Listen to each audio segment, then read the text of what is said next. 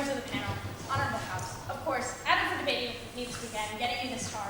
Friends on site out for what I know will be a really great round. We'd like to throw something immensely straightforward, that attempted murder should have the same penalty as murder. And we have 3 reasons why we think this would be a fairer system.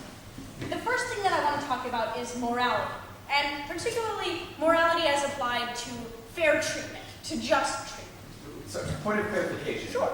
Are you going to be changing the current penalty for attempted murder to that of murder? Are you going to be changing the current penalty for murder somewhere in between? Okay, so this really doesn't matter. You know, like if you want, we can sort of like raise the penalty for attempted murder some, and like bring the murder penalty down a little, like whatever would really make you guys happy. You guys actually don't have an answer? It literally doesn't matter.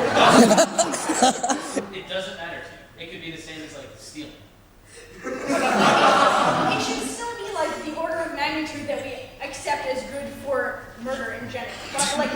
But you're changing the order of magnitude that we think crimes are good for, so therefore you have to tell us what this new order of magnitude is. Let's make attempted murder, like we'll raise it to the standard that murder is now. Is that good? Is that clear? Yeah. Super. Okay. So again, we're talking about morality. The first thing that I would say is that clearly you can only be held responsible. You can only be considered morally culpable for things that you can control. So let's say that I kill someone. What can I control about whether or not I'm successful, right? I mean, I can't control whether that person was wearing a bulletproof vest when I fired a gun at them. Not this one. I can't control whether the person that I'm maybe trying to poison happened to, I don't know, work for years to build up a special immunity to the poison that I'm using. You know, I can't control whether or not the gun happens to misfire, or any number of ultimately random factors. You know, what I'm doing is deciding on the action, taking the actions necessary to complete to my goal, and if something totally random happens in the meantime, I simply can't be considered responsible for that. The moral quality of a bulletproof vest, of poison immunity, or any of these things should not be assigned to the person deciding to murder someone. The person trying to murder someone. They have, no influence over these items, over what these items do. So when we evaluate just desserts, when we evaluate what sort of punishment a person should receive, that punishment should match how bad the act itself was, and stay away from considering these random factors that person had no control over. So factors which are important include things like what the individual decided to do, the act to which they committed. Things that are unimportant are these random external influences that may have altered the outcome, right? The weather, the phase of the moon, right? This person doesn't control these things. But let's say there's a random factor that actually causes me to go forward with the plan. Like I have a general idea that I want to murder Jason, and like the next day I die in my sleep. That's a random factor. Should that person still be tried for attempted murder? Well, I mean, thinking about murder doesn't count as attempted murder. So, no, you would have to actually take actions, like act in a way which would have gotten someone murdered if not for some other circumstance. So the second thing that I want to talk about, though, is practical goals. When we're punishing someone, we have a particular set of goals in mind, things we want to achieve with that punishment.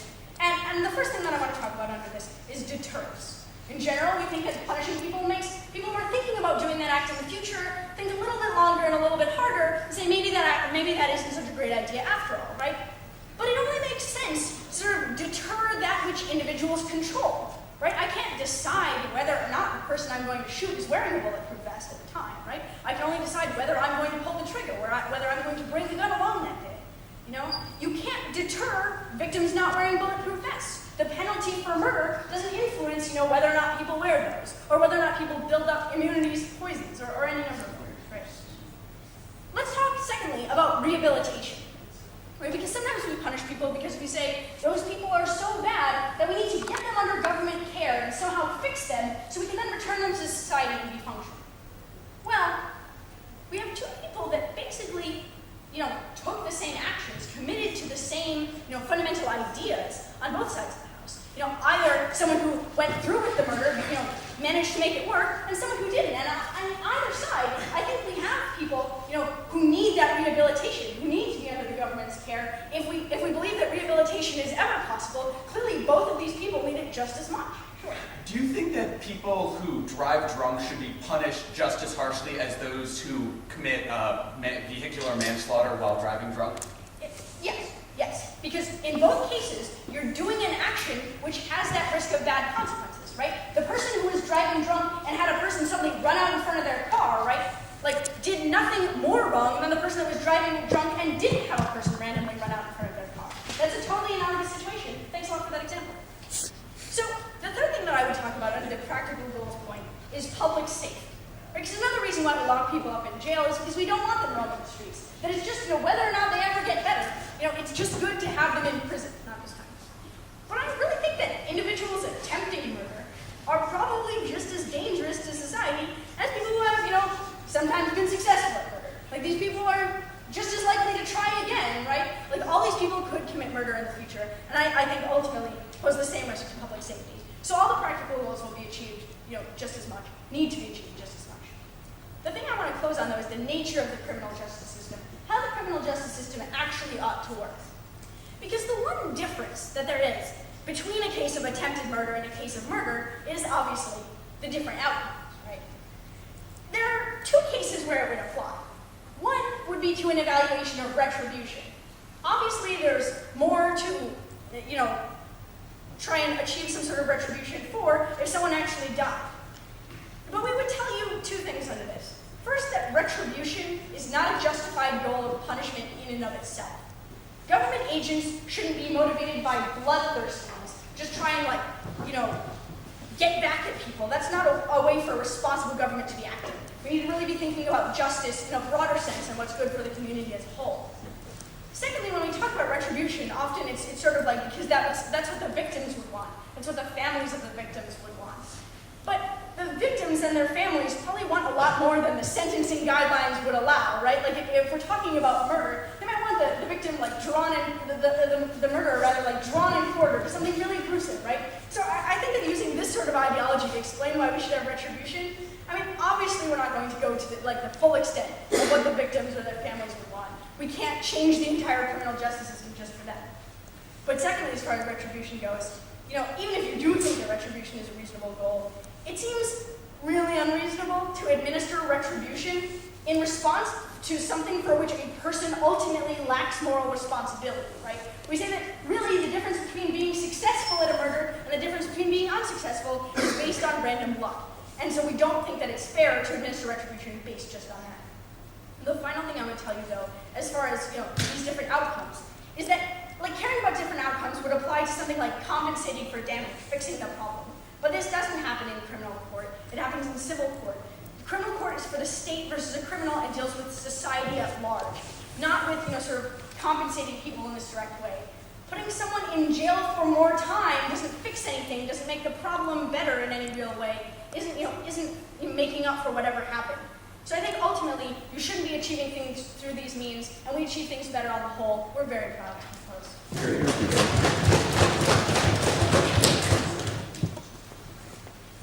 I'd like to thank the Prime Minister for eloquent remarks to call upon the leader of opposition, Mr. Mike Reilly, to continue the ground to speak up to the Senate.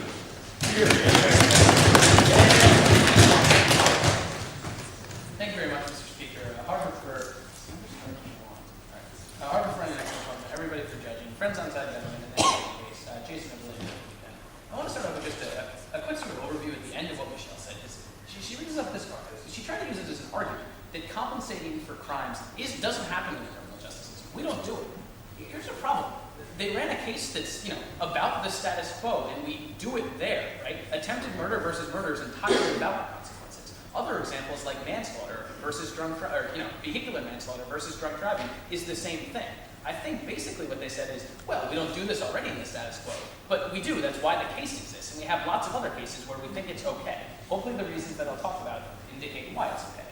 So the first thing I want to talk about is retribution and catharsis, probably not surprisingly, because that actually is why we go on the consequences. What's a good example of this? Well, Michelle says people will always sort of want more than what the statutes allow, right? But what if shouldn't they want less if the person wasn't actually killed and if the person was killed, correct? If I was somebody attempted to murder me and I wasn't actually killed, my family would presumably want less punishment than if I actually was killed. So if we think catharsis is relevant at all, having some sort of punishment system which is equivalent to the desired catharsis and desired retribution, then you have to have a different punishment for attempted murder as murder. Because sometimes people want less than what the actual murder would have been. Especially, let's say it was actually a mistake. It wasn't like I tried to shoot Jason and I didn't realize that randomly there was a bulletproof vest on Jason, right? Let's say it was just purely an accident. Like I was delegating the knife, and he has a knife this weekend, and he was like throwing it around, and he somehow slipped out of his hands and killed me. That's purely accidental. But if it slipped out of his hand and like whizzed past me, then there probably wouldn't even be any punishment that any of my family would want. We need to have different amounts of punishments to determine what people want. Moreover, I tell you, we do this all the time in lots of different cases. So either they're going to have to sort of deal with all of these cases individually, or just accept a huge sort of overhaul of the justice system. What are some examples of this? Well, one is attempted murder, obviously. Another is vehicular manslaughter versus drunk driving, right? Basically, it could be relatively the same thing. Whether while you're driving drunk you actually get into an accident and kill somebody is purely random, right? It depends on what the speed at which other people are driving, lots of random occurrences. But here's another example, which I think highlights why we care so much about catharsis and retribution in our system. And I use this example in another case, I don't think anyone judges me about it. So let's say you have a crime that somebody was hacking into a government system and caused $18 million worth of damage to sort of, lost time, things like that. Oh, maybe Mike's not, sorry. And then you have somebody else who raped a kid, right, or molested a child. The person who raped a kid or molested a child actually gets a harsher punishment under today's criminal justice system than the person who caused $18 million worth of damage. But clearly the second crime about raping someone or molesting someone doesn't cause $18 million worth of damage to society. Now, why do we punish that second person more? It's because we care a lot about retribution and catharsis. They basically just sort of wave it off and say, it doesn't really matter that much. It doesn't matter about as much as these other pillars, which, by the way, we get just as well as they do, as I'll talk about in a second. But we really care about this stuff a lot. Given that, we need to have an equivalent punishment for what the crime actually is. The second thing I want to talk about, though, is sort of the other pillars of the justice system. And Michelle ended up talking about this a little bit. I'll talk about it here. Things like rehabilitation, things like excluding people from society. As far as I know, even if attempted murder doesn't have the same punishment as murder, it's still a crime with punishment. If we need to remove people from society, guess what? People who are arrested and convicted for attempted murder go to prison.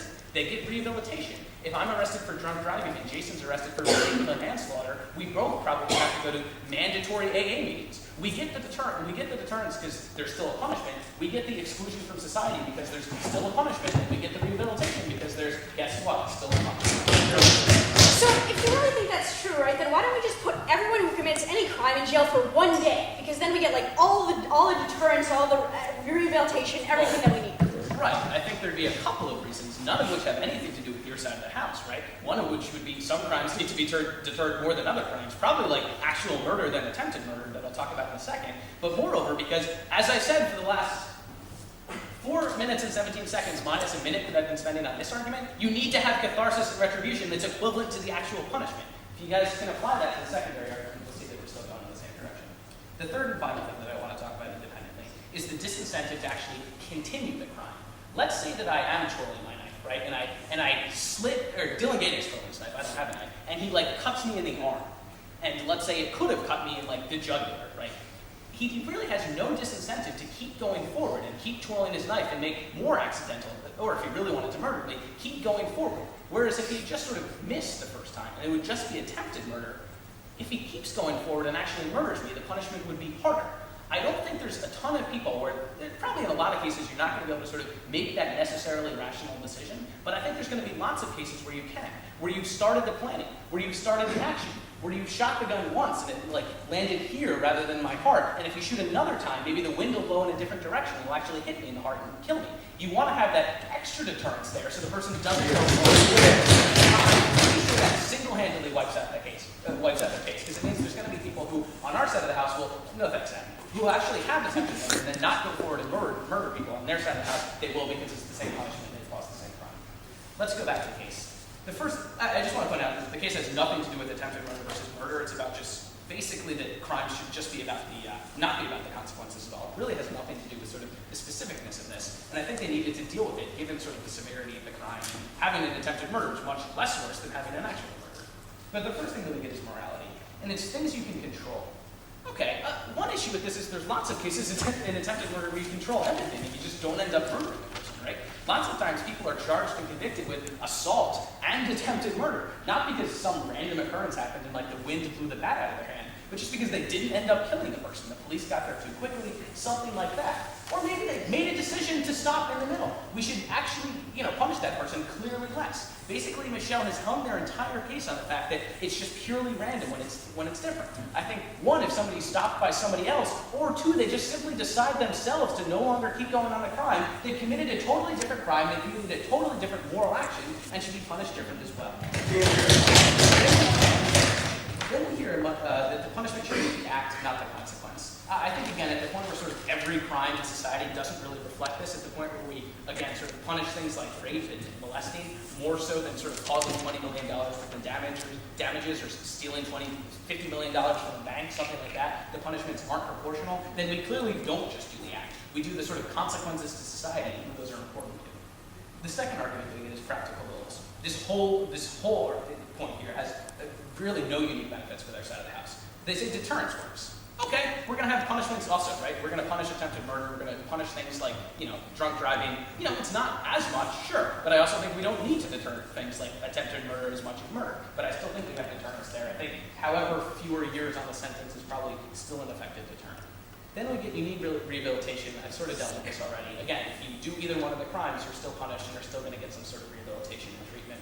Finally, the same thing with locking people up, that people are still locked up. People are still locked up if they, are convicted of attempted murder or vehicular manslaughter or drunk driving. That whole point is completely non-unique to their side. We get all the things. They lock people up for a little longer, they have a little better deterrent, they might have a little bit longer of treatment, but those are all pretty little things at the point of, compared to what I've been talking about. Then the final point that we get is about the criminal justice system. They say retribution is irresponsible. I guess every justice system in the history of mankind has just been incredibly irresponsible for the last thousands of years. Things like killing people, like maybe that was irresponsible. But simply things like, punishing, again, the rapist more than the person who robbed the bank or something like that's irresponsible. I think that's clearly not the case. Then it sometimes families want more. But I think it's best if they're, that's true, they might want more punishment, but that doesn't mean you should actually have them the same, right? Just because a family wants more doesn't mean you have to honor that in that case. The best way to be equivalent would be to have some sort of standard and say, if you didn't murder someone but you tried, you get this much. This is what we've determined that most families would want. The final point that we get is sort of compensating for damages isn't in the criminal justice system, it's just in the civil justice system.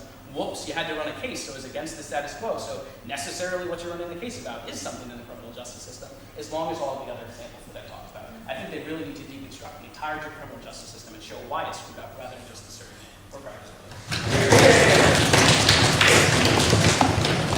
I'd like to thank the leader of the most eloquent remarks. All on the member of government, Mr. Adam Groce.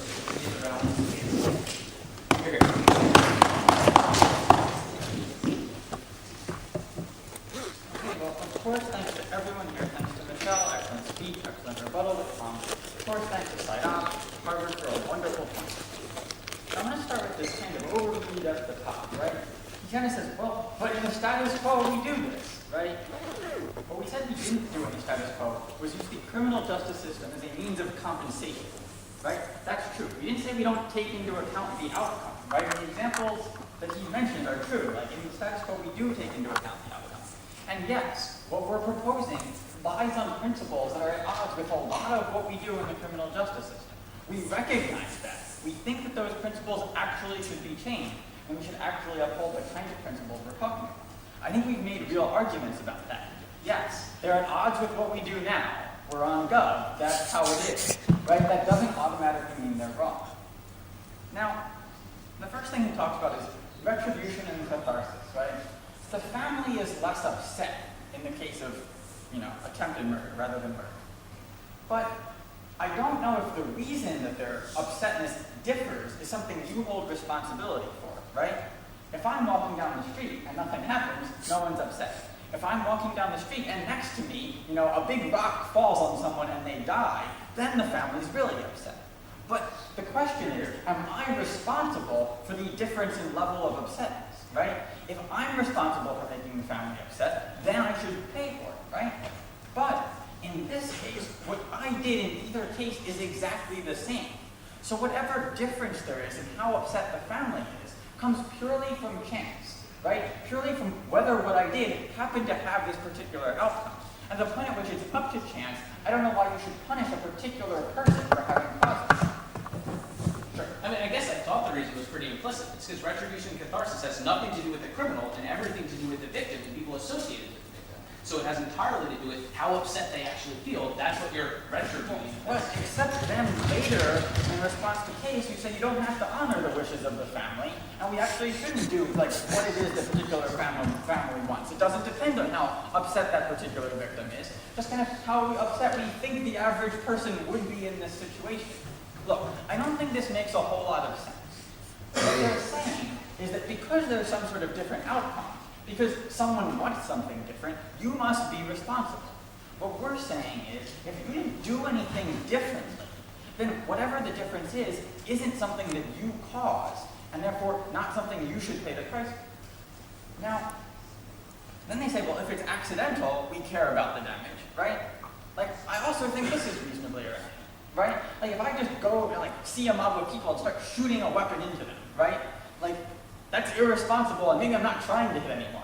But I don't think it should matter whether I actually hit anyone. That's equally stupid either way, and deserves a serious punishment either way. It doesn't make sense to only care about the outcome. They simply assert that in these other cases we do this, right? They haven't given us any sort of analysis as to why those cases are correct. Then they say we do it all the time. Like, look at these examples. Again, this isn't analysis, right? This is not, what you're proposing isn't analogous to everything else in the status quo. Fine, like, we're proposing a change to the status quo, and we're advocating principles that would require changes in other places too. They say, talk about packing the government versus rape. Like, I want to point out that maybe rape really is pretty bad. But this isn't the point, right? Like, the point is that these examples are not.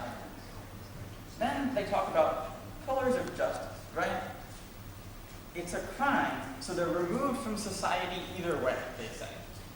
But, as Michelle asks, why don't you just remove everyone for a day then, right? The point is they're removed from society for different amounts of time. And if they're equally dangerous, and if the person who tried to kill someone and happened to get unlucky is still just as much a threat to society, then why don't we remove them from society for just as long?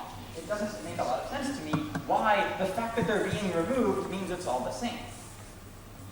Then they talk about this incentive to continue the crime, right? First of all, this is kind of always true when we have some sort of maximum punishment, right? Once you kill someone, you don't have any incentive not to go killing other people, because how much more could they really punish you, right? There's always some sort of maximum level. No thanks. And I don't see how this argument is actually unique, right? We shouldn't always carefully leave room in our punishment to punish you more, so that like you could never actually like max out the system. But besides that, right? If you intended to kill someone and stop yourself, right?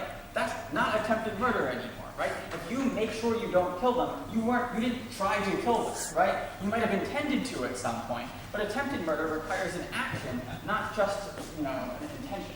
If that's the case, then why are people who simply beat their wives and beat them too much but had no intention of ever killing them also convicted of attempted murder in some cases? Like, because if they're purposely doing something that they should have known would kill them, right, then that can also count as murder. Like, the same standards for murder apply as far as I know.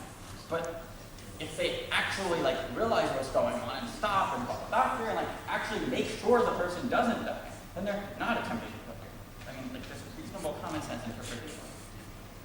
Going back to case, though, right?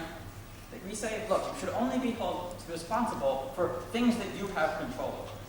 They say, well, sometimes you control everything and it didn't work. Look, this is just definitionally not true. If you're attempting to kill someone and you have complete control over everything that happens, they will die. Right? If they didn't die, you either didn't want to kill them or didn't have complete control. Right? One of these things has to be true. So, if the police get there before you finish, that is something you couldn't control, right? Like all of these examples fall in one of these two categories. Sure. But that's different kind of control, right? If the control is that the person I'm trying to kill is stronger than I expected them to be, and could actually like stop me from stabbing them, that's not the kind of control that you're talking about. In that kind of control, you still had the full intention of going forward with the plan and did go forward with the plan. It was just stopped by not a random act, but something you didn't take into consideration. Okay, so maybe you don't control it because you're dumb and you can't far ahead, right? But I think that's still something out of your control, right? Like, presumably you weren't trying to forget about how strong you are, right? This was something you were doing your best to consider and weren't capable of controlling. Now, then we say punishment should be based on, like, the action, what they did. They say, well, every crime is different. You have to take these different things into account, right? We're fine with crimes being different, and we think different crimes deserve different punishments. But there's some sort of idea of how bad what you did was, right? How bad your action was, how bad your intentions were, right? Those things, I think, are reasonable to take into account and differentiate crimes quite well on their own. Now we talk about the practical goals. He says, we don't get any unique benefits here, right? What we're trying to argue is that there's no difference between these two circumstances, right? So none of our benefits are going to be unique to like one of the things, right? They have to give us some sort of differentiation. We're arguing that there isn't one here. They say, well, we still get some rehabilitation either way, right? We say they deserve the same amount of rehabilitation. They're equally bad, right? You don't need to deter murder as much, or attempted murder as much, right? Except Michelle talks about this, right? You can't differentiate in your deterrence between the murder and the attempted murder because the person isn't differentiating in their actions, right? There's no logical step where they decide we care more about one than the other and we're going to try to kill him but purposely not, right? Like that's not attempted murder. So you can't, deter these in different amounts. We talk about public safety. I think I've already got this. Now we talk about the nature of the justice system. And I say, well, then every justice system on earth has been irresponsible, right? Like there are cases where we care about, action rather than outcome, and don't hold you responsible for everything you do, because we recognize there are differences between accidents and what you do on purpose and things like that. Right? Both of these ideas have been recognized within justice systems. But again, this isn't an argument. This is just stating the status quo on their side. Then we talk about compensatory damages. And they say, oh, well, but you ran a case about criminal court. Right? But that's the point, right? In criminal court, we're not talking about that. We're not talking about making the family, better. We're not talking about making, the person's wages get paid back. We're not talking about fixing the situation. What we're talking about is punishing you for the punishment you deserve based on what you did. We're proud of it. I'd like to thank the member of government for his eloquent remarks and call on the member of opposition, Mr. Jason Sheltzer, to continue the round with the speech not to exceed 8 minutes.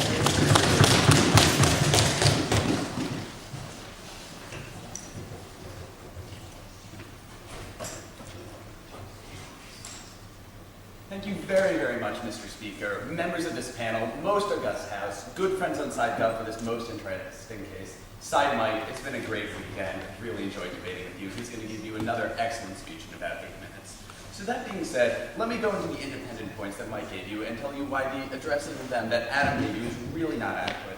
The first thing that Mike talks about is how retribution and catharsis are very important. And we get, as a response, the fundamental crux of their case, that we are only responsible for what we can control. But I don't think that this is true. And why is that? Because there's a lot of stuff that's out of our control, but still we hold you responsible for. I think a prime example of this that comes to mind is sort of, the rotten social background offense. If you were born poor, born impoverished, born into, sort of maybe a minority culture that hates the majority culture, you are not let off if you go out and steal a loaf of bread just because, you were born into a poor family and you're hungry and you need to eat. You can't control whether or not your parents teach you that all white people are evil. You can't control whether or not that's what you're getting as a child. But still, if you go out and act on that and act on this thing that's been inculcated to you since birth, we still hold you responsible for your actions. I think that your actions matter for exactly the reasons that Mike talks about. Because it's not simply, the justice system is not solely focused around the criminal. The justice system has to take into account the criminal, the victim, and society. We say when you're deterring, when you're focusing only on deterrence, you're focusing only on the criminal, you're not focusing on the victim, and you're not focusing on making society whole, which is a very important part of our justice system. Furthermore, under this point, I think that as they proposed the case, like getting into the specifics of what they proposed, raising attempted murder, the penalty of that to murder, and raising the penalty of drunk driving to the penalty of vehicular manslaughter, that is simply unfair to the people, who do these crimes. Because I think it is not the same decision to have 2 drinks and go drive home. I don't think that we should be punishing that the same as someone who runs over someone when they're drunk. I don't think that that's fair at all. No, thank you. The punishment for this is 5 to 10 years in jail for some cases. It's something, a lot of people do. It's too harsh. We don't support that on our side of the house. So the second thing that Mike talks about is the pillars of justice and how we still get them on our side of the house, how we get deterrence, how we get rehabilitation. And they say on their side of the house, well, we need to remove them for more time from society. We get the same amount of, we get even better deterrence on their side of the house. I think the point that they have to understand is the difference between, necessary and sufficient. I think that on our side of the house, we get sufficient amounts of rehabilitation. We get sufficient amounts of deterrence, especially at the point at which they admit case-side that these people need different amounts of rehabilitation. It's important that we treat them differently for their actions. Sure. So what I actually said on the case and what Adam repeated was that we think these people need the same amount of rehabilitation because they committed to the same action and they had the same intentions. So I think this gets into the point about, how we need to care about the last second decisions these people make. I think the point that they make that, if you stop committing a crime, you won't get attempted murder is absolutely false. As Mike raises on a POI, if you beat your wife really bad, and don't keep going and voluntarily withdraw, you can still get attempted murder for that, even if you didn't do every single possible thing to make her die. The intentions of someone who goes and beats their wife is different from someone who holds a gun to his wife's head. They're both very different. However, they're both, very heinous crimes, but at the same time, they're different. I think furthermore, as Mike talks about, and that isn't adequately responded to, these last-second decisions that people make really matter, and we want to incentivize them to hurt their victims less. If you have to make a decision between, robbing someone and shooting them in the heart or shooting them in the thigh, if you're getting the same punishment for both, you're never going to shoot them in the thigh. You're always going to hit them in the heart. I think it's very important that we, discourage this sort, we not institute this sort of incentive structure in our society. We say these last-second decisions matter, these consequences matter. I think that's very important. So that being said, let me go case-side, going over the arguments that Mike gives you that really aren't responding to. The first thing they talk about is how murder and morality, how you're only responsible for the things that you can control. Cross-apply what I said about rotten social background, how there are things that are out of your control, but we think are perfectly reasonable for you to be held responsible to. I think furthermore, society matters too. I don't think they've given us a good reason why making victims whole again is not an important part of our criminal justice system, why we care about the victims in society in the equations of criminal justice, not just the perpetrators. I think that that's very important. What else is we talk about? I think Mike talks about sort of the practical goals of the criminal justice system, how we're getting deterrence, how we're getting incarceration, incapacitation, that sort of thing. Again, we get this point about rehabilitation, but I don't think they give us really any benefits to their side of the house under these points. I'm not sure why this is in any way, shape, or form an improvement over the status quo. We get sufficient rehabilitation on our side of the house. We get sufficient deterrence. But what do we get on our side of the house that they don't get? We get fairness, both to the criminals and to the victims. We get fairness in that the victims are being correctly addressed, that what happens to them, what happens to the people who are affected worst in the crime, goes into the equation, that is very important. Furthermore, that we are not punishing these criminals much more than they should be punished, that we are not giving these criminals much too harsh penalties than they should otherwise be getting. The next thing they talk about is sort of the nature of the criminal justice system and how, how they don't believe that different outcomes should get different consequences. I don't think they deal with the point of catharsis. I don't think they deal with the point of how we need to have catharsis within the criminal justice system, how we need to care about that, and how that's very important. Sure. So we do deal with it by telling you that we shouldn't care about it, that it's not the role of the government to sort of make these decisions based on bloodthirstiness, but rather they should think about actual, substantive justice. It isn't bloodthirstiness that motivates it. It's actual feelings that humans have. It's When they see, someone beaten up, to death, that is a lot worse, and it's not bloodthirstiness to say that it's worse than simply being beaten up, that these people are held responsible for their actions, for the consequences of their actions. The last thing they talk about is how, compensation is only for civil trials, not for criminal trials. But I think the compensation, looking at it holistically, is very important. That looking at it from the position of society, from the position of making society whole again, is very important. That compensation is occurring within the criminal justice system, and the way it is occurring is by looking at it from society's point of view, by looking at it from the victim's point of view. So for all these reasons, we are very proud to oppose. I thank the member of the opposition for his eloquent remarks. I want to recall upon the leader of the opposition to deliver a 4-minute speech, reminding him that she oversees. Here. Thank you very much, Mr. Speaker, for recalling me. Whole panel of men in Harvard for running a good tournament. Against government, I think an interesting case. Jason, a good speech. So I want to crystallize on 3 things. The first is the argument that Adam didn't spend a lot more time in his speech about, which is disincentivizing people from going forward in crimes. Because I really think a ton of the round is basically sort of a wash in terms of, and that's bad for them because they're trying to provide unique benefits here, a wash in terms of the benefits. But this is something that's really important, right? Because even more important than sort of how the criminal justice system is set up, presumably sort of paramount to that is how many people are getting murdered. We should presumably try and limit that. So again, let's go back to that and explain why it's just absurdly logical why we won that round. Let's take the example of somebody beating their wife. If somebody's beating their wife and they've been beating them for 5 minutes, and let's say this person, in order to be killed, will need to be beaten for 10 minutes, they're 5 minutes in, some standard that somebody could use, and they say, okay, if I keep going forward, I'm going to get a much harsher punishment.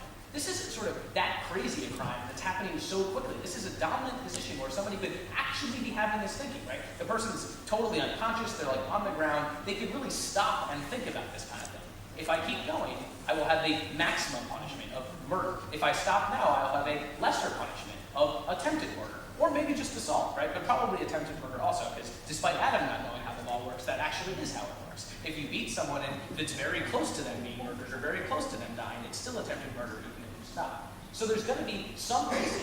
I don't think it has to be a lot of cases, given how little impact there is actually on their case for us to win. If there's some cases where somebody's thinking about the crime they're going to commit and says, I'm going to get an even harsher punishment if I keep going on this, we've won the round because fewer people are murdered, which is far more important. Here. The intricacies of the criminal justice system.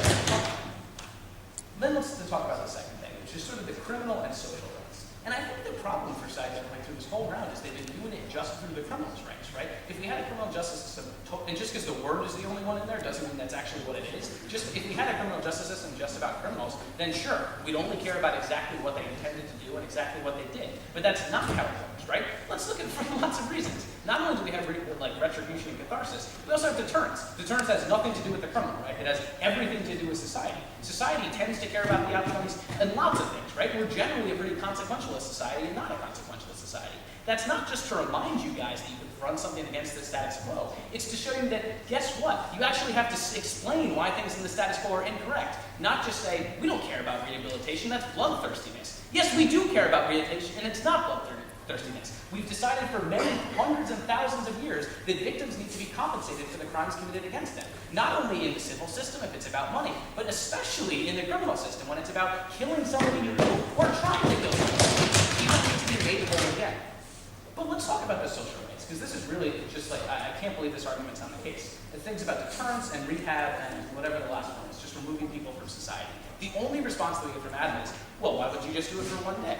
Because that's different doing it for, right? This is like a crazy debate analogy. It's different to do it for one. If attempted murder was, be in prison for a year and then go free, then we'd think it was pretty stupid. But attempted murder isn't that. It's a sufficient amount of rehabilitation. It's a sufficient amount of deterrence. I assume most attempted murders are like at least several decades. I think that's generally the case. I think, maybe exactly. I think it's a long enough period of time that people will actually be deterred, or at least be able to make a distinction between the punishment of attempted murder and the punishment of murder. At the point where we can get those benefits, at least to some degree, and I think a sufficient amount, all of those benefits that we've talked about are on our side of the house also. So then what you have to keep in mind is, what else is the justice system about if it's not just about these social rights? It's about the victim's rights. We've talked about this. So the victim's rights are also important here. And we think this, the criminal justice system shouldn't totally ignore them. So you need retribution and catharsis. And I think, again, sort of the point of me, pointing out examples isn't just to remind you about that. It's to show you that you actually need to debate against something, right? You can't just keep saying that catharsis and retribution doesn't matter. We do it in lots of cases because if we think we need to make the victims whole, all they call it is bloodthirstiness. But if we generally think that you need to be compensated for even in civil cases, if you need to be compensated for crimes committed against you, you presumably need to be compensated in some way for crimes rather than torts committed against you as well. The way that's done is through retribution and catharsis, not only for societies but for individuals. If you want to have some sort of equivalent justice system, it matters how angry the people actually are, right? It matters. I'm going to be less upset if some family member was attempted to be murdered but not actually murdered. Therefore, the punishment should correspond to that. I think they've never taken into account any of the victims' rights. All they've talked about is social rights, which unfortunately for them, we also pick up in this round, and that's why they pick it up. Jeff. Thank the leader of the opposition for his eloquent remarks. We would like to recall the Prime Minister to close out the round.